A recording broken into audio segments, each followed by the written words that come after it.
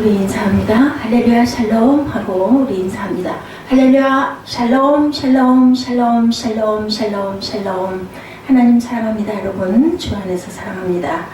오늘은 에스겔 17장 전체죠. 1절에서 24절 두 독수리와 한 포도나무의 비유의 이런 제목으로 함께 은혜를 나누도록 합니다. 독수리와 포도나무의 비유. 야훼의 말씀이 내게 임하니 이르시되 에스겔에게 하나님 말씀하시죠. 인자야 너는 이스라엘 족속에게 수수께끼와 비유를 말하라 이렇게 말씀을 하십니다.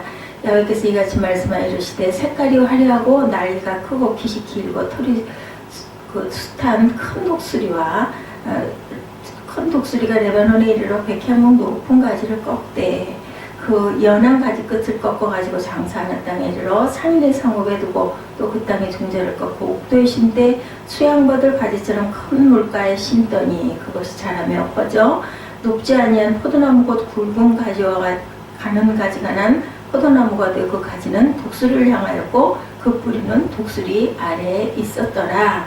이렇게 6절까지 말씀을 하고 있습니다. 그리고 날개가 크고 털이 많은 그런 큰 독수리 하나가 있었다. 그 포도나무가 이 독수리에게 물을 받으려고 그 심어진 두둑에서 그를 향하여 뿌리가 뻗어 가지가 퍼졌도다. 그 포도나무를 큰 물가 옥토에 심은 것은 가지를 내고 열매를 맺어 아름다운 포도나무를 이루게 하려 하였습니다. 볼지어다 그 심어졌으나 번성하겠느냐 동풍에 부딪힐 때 아주 마르지 아니하겠느냐 그 자라던 두둑에서 마르라 하셨다 하라. 마르려고 했다고 말씀하십니다. 이 비유의 해석에 대해서 야훼 말씀이 내게 또 임하여 이르시되 너는 반역하는 족속에게 묻기를 너희가 이 비유를 깨닫지 못하겠느냐 하고 그들에게 말하기를 바벨론 왕이 예루살렘에 이르러 왕과 고관을 사로잡아 바벨론 가지에게로 끌어가서 그 왕족 중에서 하나를 택하여 언약을 세우고 그에게 맹세하게 하고 또 그 땅에 능한 자들을 옮겨갔다. 이는 나라를 낮춰 스스로 서지 못하고 그 언약을 지키다 능히 서게 하려 하였거늘. 예수님은 많은 비유를 하셨었죠. 예수님 역시도 하나님의 비유를 들어 말씀하실 때는 두 가지 이유가 있습니다. 항상 첫째는 하나님의 비밀을 감추기 위해서, 둘째는 하나님의 비밀을 온전히 깨닫게 하기 위해서 두 가지의 의미를 갖고 있습니다. 예수님의 그 비유에도 보면 이유를 분명하게 말씀을 하시죠. 마태복음 10장 13장 10절에서 13절에 제자들이 예수께 나와 가로되 어찌하여 저에게 비유로 말씀하십니까 하니까 대답하여 가라사대 천국의 비밀을 아는 것이 너에게는 허락되었으나 저에게는 아니 되었나니 있는 자는 받아 넉넉하게 되고 없는 자는 있는 것도 빼앗기리라. 그러므로 내가 저에게 비유로 말하기는 저희가 보아도 보지 못하며 들어도 듣지 못하며 깨달지 못함이니라. 하나님도 에스겔 선지자를 통해 이스라엘 백성들에게 세 번을 비유로 말씀을 하시죠. 첫째 비유는 15장에서 무익한 포도나무 비유, 둘째는 16장에서 음란한 여자의 비유, 17장에는 지금 두 마리 독수리와 포도나무의 비유를 말씀하고 계십니다. 15, 16, 17장이 비유의 말씀이죠. 하나님은 이러한 비유에 대해서 백성들에게 가르쳐 주었지만 백성들은 깨달지를 못합니다. 오늘 본문의 두 마리 독수리 비유와 포도나무 비유는 우리에게 무엇을 깨닫게 해주는 걸까? 듣고도 깨닫지 못한 무지한 이스라엘 백성들처럼 되지 말고 비유 속에 감추어진 하나님의 비밀을 깊이 깨닫고 살아가는 귀하고 복된 저와 여러분들이 되셔야 되겠습니다. 첫 번째, 두 독수리 한 포도나무의 비유에 대해서 제가 에스겔 17장 좀 아까도 1절에서 10절까지 읽었습니다. 볼지어다 그것이 심겼으나 번성하지 아니하겠느냐 동풍이 부딪힐 때 아주 마르지 아니하겠느냐 그 자라던 두둑에서 마르리라 하셨다 하라. 10절이 이렇게 끝납니다. 두 마리의 독수리 비유가 나오는데 첫 번째 독수리는 3절에서 6절까지 그죠? 두 번째 독수리는 7절에서 9절까지 나오고 있고 10절에는 말을 하였더라 이렇게 말씀을 합니다.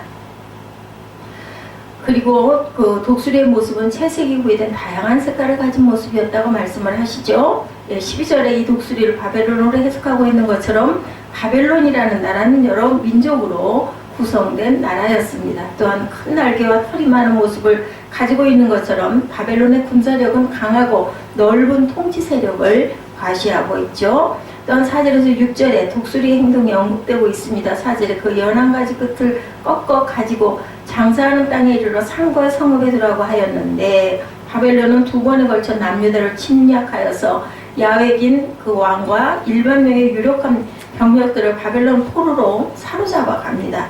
그 말 사실을 비유로 말씀하고 있죠. 이때 에스겔도 바벨론의 포로로 잡혀옵니다. 5절에 그 땅의 종자를 취하여 옥토에 심되 수양버들까지 지는 큰 물가에 심었다 이렇게 표현하고 있습니다.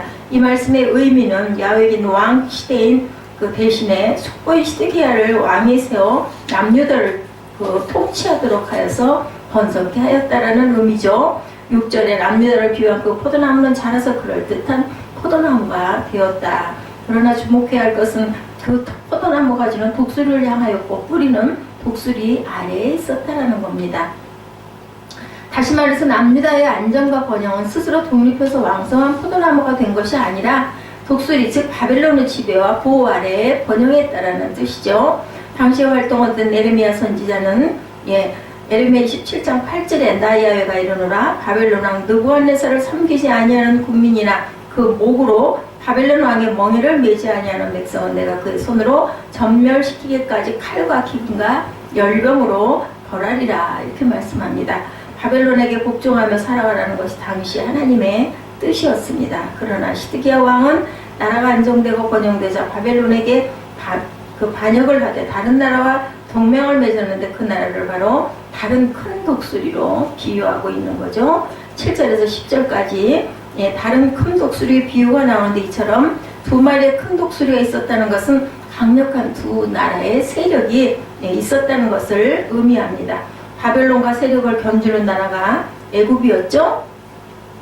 당시 애굽 왕은 호브라라는 자였는데 시드기야 왕은 처음에 독수리에게서 등을 돌고 2번째 독수리에게 청합니다. 7절에 네 독수리는 또한 큰 털이 많은 독수리였다. 난리가 그 털이 많은 큰 독수리에게 물을 받으려고 그 삼긴 두둑에서 그를 향하여 뿌리가 마르고 가지가 퍼졌다. 이렇게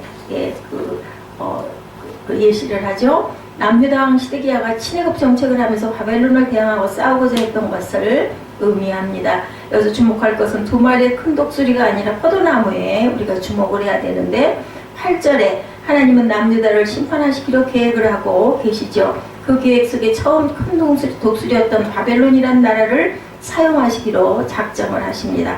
그 바벨론을 통해서 포도나무를 포도나무답게 풍성하고 아름답게 이루고자 하신 것이 하나님의 계획이었습니다.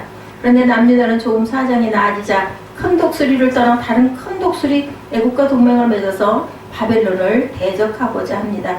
이것은 하나님의 뜻을 전면으로 도전해서 자신들의 힘으로 이겨보겠다는 것과 같습니다. 9절에 하나님의 말씀에 우리가 귀를 기울여 보면 그 나무가 능히 번성하겠느냐 이렇게 말씀을 합니다. 이 말씀의 뜻은 그 나무가 능히 번성하기 어려울 것이다, 안 될 것이다 라는 그런 의미를 가지고 있죠. 이 독수리가 바벨론을 의미하는 독수리인데 바벨론의 강력한 세력이 뿌리를 뽑고 실과를 따고 나무를 시들게 할 것이라는 그런 것입니다. 10절에도 말라버린 가지처럼 될 것이다 이렇게 말씀을 하십니다. 그토록 에레미야 선지자의 눈물을 흘리며 목이 터지라고 외쳤건만 왕과 지도자들과 백성들은 거짓 선지자들의 말에 귀를 기울였지 참 선지자의 말은 무시해버리고 맙니다. 오늘도 마찬가지죠. 모든 범사에는 하나님의 뜻이 있습니다. 데살로니가전서 4장 3절에 하나님의 뜻은 이것이니 너희의 거룩함이라 이렇게 말씀을 합니다. 하나님의 뜻이 우리에게 거룩하라고 말씀하시는 것이 하나님의 뜻이다. 그런데 거룩해지려고 살아가기는커녕 거룩에 대한 관심도 없이 살아간다면 우리 또한 이스라엘 백성들과 다를 바 없는 자들이 되고 말 것이고 디모데후 3장 5절에 경건의 모양은 있으나 경건의 능력은 부인하는 자니 이 같은 자들에게서 내가 돌아서라. 모양만 있고 능력이 없으면 그런 자들에게서 너희들은 돌아서라 말씀합니다. 거룩함은 모양만 가지고 거룩함이 절대로 이루어지지가 않죠. 또 한 가지 하나님의 뜻은 범사에 감사하라. 데살로니가전서 5장 18절이죠. 범사에 감사하라. 이는 그리스도 안에서 너희를 향한 하나님의 뜻이니라. 어떤 환경 가운데서도 하나님께 감사하는 그러한 우리의 마음밭이 되어야 되겠습니다. 너희를 향하신 하나님의 뜻이라고 말씀하죠. 남유다처럼 어려운 환경을 주신 분도 하나님이십니다. 남유다의 죄악으로 본다면 당장의 심판을 받을 수밖에 없을 정도로 악했지만 그래도 하나님은 참으시면서 선지자들을 통해 계속 회개를 촉구하십니다. 이러한 하나님의 마음을 그들이 알았다면 감사하지 않을 수가 없겠죠. 내가 정말 당장 죽을 수밖에 없는데도 하나님께서 나를 이렇게 사랑하셔서 봐주고 계시다 이런 생각을 한다면 그렇죠. 이 어려운 고난 주신 것 하나님이 기쁘신 뜻이 숨겨져 있다는 말을 우리들이 깨달아야 되겠죠. 어떤 상황에서도 내 생각대로 내 수단과 내 방법대로 살지 말고 하나님의 뜻에 순종하는 그러한 인도를 받는 저와 여러분들이 되셔야 되겠다. 두 번째 비유에 대해서 해석합니다. 에스겔 17장 11절에서 21절에 야훼의 말씀이 또 내게 임하여 가라사대 하고 말씀을 합니다. 남은 자는 사방으로 흩어지리니 나 야훼가 이것을 말한 줄을 너희가 알리라. 모든 군대에서 도망한 자들은 다 칼에 엎드러질 것이고 남은 자는 사방으로 흩어질 것이다. 21절에 이렇게 말씀을 맺으십니다. 앞에서 말한 비유에 대해서 하나님이 자세히 해석을 해주신 겁니다. 이렇게 해석해 주시는데도 깨달지 못한다면 정말 영적으로 너무 그죠? 우리가 정말 민감하지가 못하고 때가 많이 끼어있다는 것을 알아야 됩니다. 마치 영적 치매에 걸린 사람과 같습니다. 12절에 너는 패역한 족속에게 묻기를 너희가 이 비유를 깨달지 못하겠느냐. 깨달지 못한 그들에게 깨달아라 말씀을 하죠. 즉 처음 독수리는 바벨론 왕인데 그 왕이 너희를 바벨론으로 끌고 왔다는 겁니다. 그리고 남유다 왕이 된 자는 왕족 중에 하나를 택하여 왕으로 세워놓았다. 그 당시에 하나님 말씀을 전하는 에스겔 선지자의 말을 들은 백성들은 바벨론의 포로로 잡혀온 그러한 자들입니다. 그러므로 예레미야 시대 사람들보다 분명하게 이루어지고 있는 하나님의 역사를 지금 그들은 바벨론 땅에서 직접 보고 있습니다. 그렇다면 어떻게 살아야 할까? 이 어려움을 인정하고 자신들의 죄를 돌아보고 하나님께 나아가 죄를 회개하는 삶을 살아야 마땅합니다. 그런데 그들은 이렇게 하나님 말씀이 분명하게 이루어져 가고 있음에도 불구하고 그들은 하나님을 두려워할 줄을 모릅니다. 이 뜻이구나라는 것을 깊이 깨닫지를 못하죠. 그들은 오히려 거짓 선지자의 말을 더 믿고 싶어 합니다. 우리는 곧 해방될 것이다. 예루살렘은 절대로 멸망되지 않을 것이다. 이런 말에 귀를 기울입니다. 14절에도 하나님의 마음은 어떤 마음이었나? 바벨론의 고난을 통해 이스라엘 백성을 낮추어서 스스로 서지 못하게 하고 하나님의 언약에 순종하도록 하여서 서도록 하고자 하는 게 바로 하나님의 뜻이었습니다. 그런데 그들은 그 뜻을 정면으로 거부하고 자신의 수단과 방법대로 길을 택하였습니다. 그들의 방법이 15절에 나타나죠.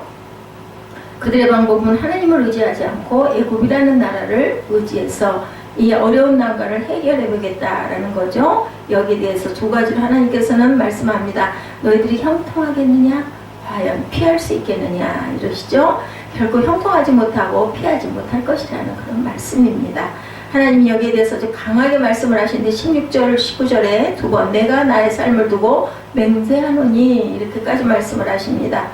결단코 그들이 형통하거나 어려운 난관을 헤쳐나가지 못하겠다는 말씀입니다. 16절에 보면 시드기야 왕은 바벨론에 끌려와 죽을 것이고 17절에서도 예루살렘이 바벨론의 공격을 받을 때에도 애굽은 전혀 도움이 되지 못할 것이다.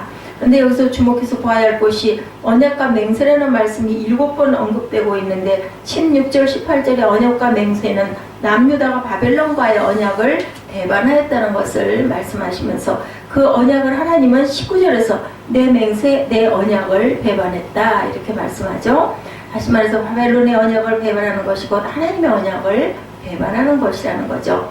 하나님이 선지자를 통해서 전하신 말씀의 그 언약의 말씀은 바벨론에게 항복하고 바벨론의 포로로 70년 생활을 하도록 하겠다는 것이 이스라엘 백성에게 주어진 하나님의 언약입니다. 그런데 이스라엘은 바벨론에게 항복하지 않고 끝까지 싸우겠다는 거예요. 그들은 전쟁의 주관자가 바벨론이 아니라 하나님이라는 사실을 깨닫지를 못했던 거죠.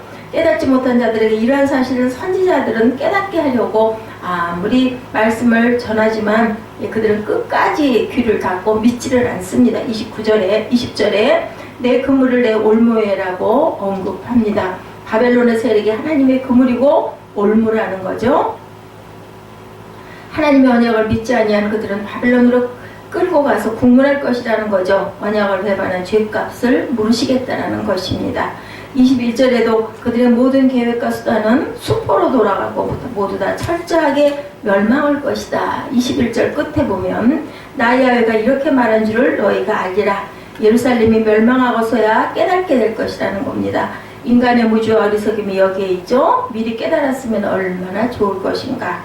에스겔 선지자가 하나님의 말씀을 전할 때도 이스라엘 백성들을 깨닫지 못하고 거짓 선지자들의 말에만 귀를 기울이고 있습니다. 오늘날 우리는 어떨까? 그래도 이스라엘 백성들은 귀로만 하나님 말씀을 귀로만이라도 들었는데 우리는 귀로도 듣고 눈으로도 볼 수 있고 책으로도 만들어져서 그저 정답이 다 있습니다. 그런데도 불구하고 귀를 기울이지를 않습니다. 하나님의 말씀을 가볍게 여기는 자들이 되지 말아야 되겠죠. 1.1의 변함도 없이 하나님 모든 말씀을 이루어 가십니다. 우리 이스라엘 역사를 봐도 그렇고 그저 우리 생활 주변을 봐도 그렇습니다. 하나님의 약속의 말씀 앞에 의심하지 마시고 믿음으로 믿고 행함을 보이며 살아가는 저와 여러분 되시길 주님의 이름으로 축복합니다. 세 번째 하나님의 약속이죠. 17장 22절에서 24절입니다. 나 주 야훼가 말하노라. 내가 또 백향목 꼭대기에서 높은 가지를 취하여 심으리라. 내가 높은 세 가지 끝에 연한 가지를 꺾어 높고 빼어난 산에 심되. 이렇게 말씀을 하시죠. 자기 언약의 말씀을 믿는 자들에게 새로운 언약을 주셨습니다. 그 약속은 참으로 놀랍죠. 하나님은 이스라엘 백성들이 하나님을 자신의 그 신으로만 믿고 있는 무지함을 깨우쳐 주기를 원하셨습니다. 그래서 하나님의 이러한 비유의 말씀을 깨달은 자는 새롭게 계획하고 계신 하나님의 뜻도 깨달으라고 말씀을 하시죠. 22절에 내가 라고 선지하시면서 두 가지 말씀을 합니다. 첫째로 내가 또 백향목 꼭대기에서 높은 가지를 취하여 심으리라. 백향목은 레바논 산지에서 자라는 뛰어나고 아주 고든 제목이죠. 벌레가 그걸 끌을 수가 없다고 합니다. 그 뛰어난 나무 꼭대기에 높은 가지를 취한다는 것은 다윗 왕이 혈통혈통하여 출생한 메시아 예수 그리스도를 의미하고 있습니다. 둘째로 내가 그 높은 세 가지 끝에서 연한 가지를 꺾어 높고 빼어난 산에 심겠다고 말씀을 하시죠.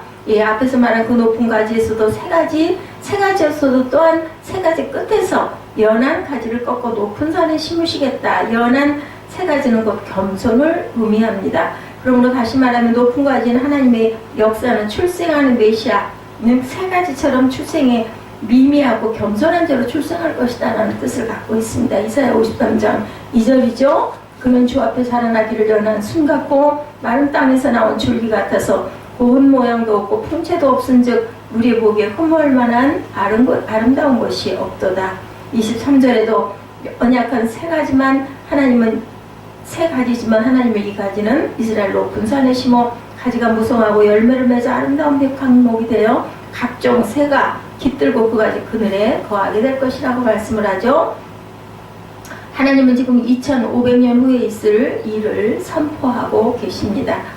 지금 곧 일어날 약속도 믿지 못하는데 먼 훗날 일어날 약속을 선포하게 하시는 그 이유는 무엇일까? 그 이유가 23절 3,4절에서 말씀하죠. 먼 훗날에 예수 그리스도를 통하여 모든 민족들이 구원의 언약을 믿고 구원받게 될 것이다. 다시 말해서 이 말씀은 하나님은 이스라엘의 하나님만이 아니라 모든 민족이 하나님이시라는 사실을 우리가 알아야 되겠다. 24절에 들의 모든 나무 또 모든 세상의 나라들을 의미합니다.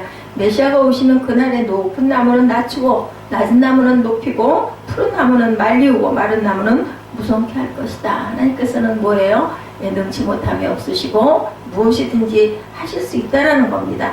이스라엘 백성들처럼 하나님의 언약을 믿지 않고 교만한 자는 낮추시겠지만 하나님의 언약을 믿고 겸손한 자는 높여줄 것이다.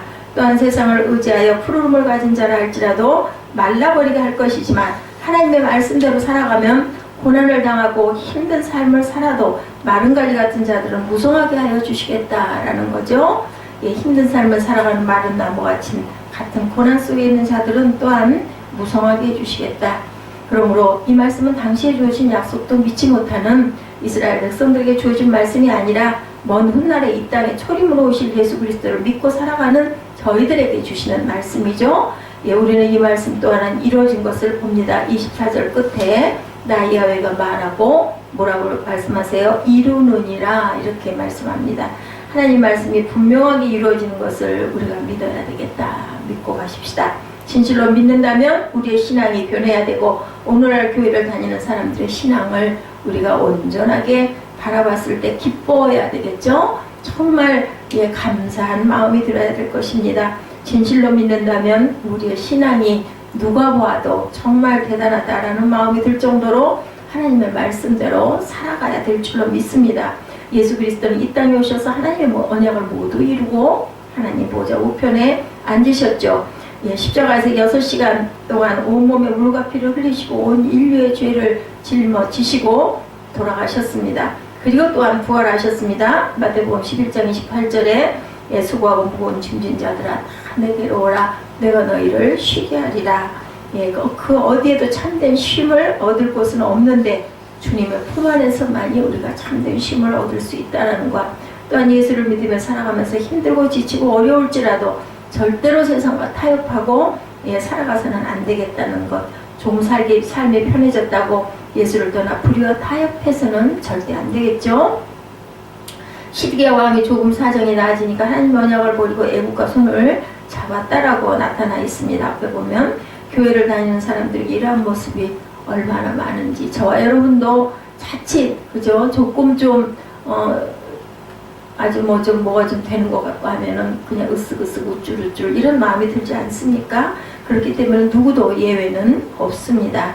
자, 오늘 교회에 이런 우리나라 교회들 그렇게 살아가고 있는 교회들은 없는지, 그런 죄종들은 없는지, 나는 또 그렇지 않은지 누구도 비판할 수는 없습니다. 누구도 예외가 될 수 없기 때문에 항상 푸르름을 유지하기 위해서는 하나님의 귀한 말씀의 그 생명의 젖과 꿀을 저희들이 정말 감사하면서 받아 먹고 마시면서 우리 항상 무장하고 기도하고 말씀 속에 거하는 저와 여러분들의 삶이 되셔야 되겠죠.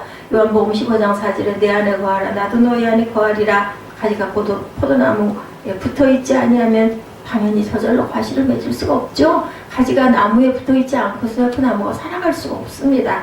왜냐하면 영양을 공급받지 못하죠. 빨아들일 수가 없습니다. 그렇기 때문에 절대로 낙심하거나 절망하지 말고 마른 나무를 무성하게 하는 줄 알리라 라는 말씀을 우리가 믿고 항상 나무에 붙어있는 튼튼한 가지들이 되어서 잎을 무성하게 피워야 될 줄로 믿습니다. 요한복음 15장 5절이죠. 나는 포도나무에 너희는 가지니 저가 내 안에 내가 저 안에 있으면 너희가 모든 것을 이루리라고 말씀을 합니다. 나를 떠나서는 너희가 아무것도 할 수 없다. 그렇습니다. 오직 예수 신앙으로 살아간다면 하나님께서 반드시 풍성한 과실을 맺게 해주실 것입니다. 요한복음 16장 9절이죠. 하나님의 언약을 믿으라고 말씀을 합니다. 믿지 못함의 그것이 바로 죄인이라 말씀하시죠.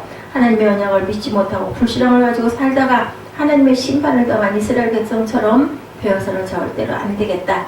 신명기 28장에서 하나님은 자신의 말씀에 순종하며 사는 사람들에게 분명하게 세상 속에서 머리가 되게 하여 주시겠다라고 말씀을 하시죠. 우리 모두 하나님의 언약을 믿고 의지하고 순종해서 예수 안에 무성한 가지가 되고 또한 풍성한 열매를 맺고 가야 되겠다.